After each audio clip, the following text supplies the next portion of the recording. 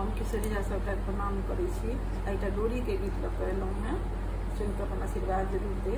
Video के लाइक करब, share करब, चैनल के सब्सक्राइब करब। जय मैथिल, जय मिथिला, जय गौरी माता।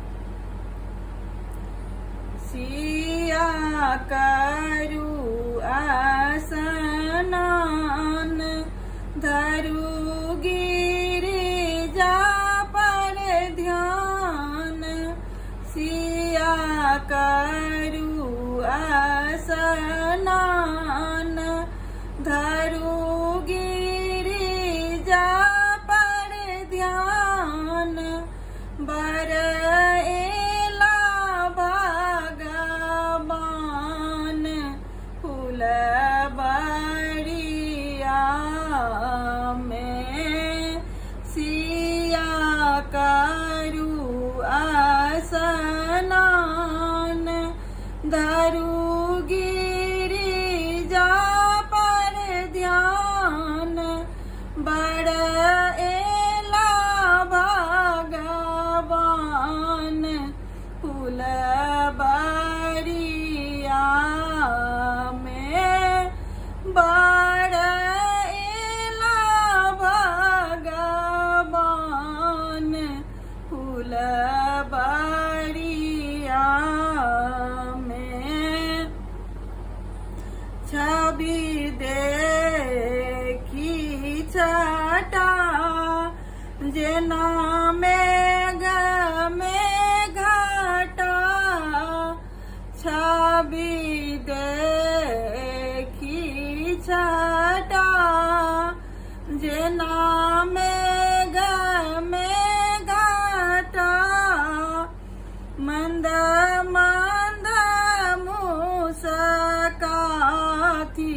फूल बरिया में। मंद मंद मुस्काती, फूल बरिया में। चम चम पीताम्बर चमकानी, लता ठोर में गमकानी।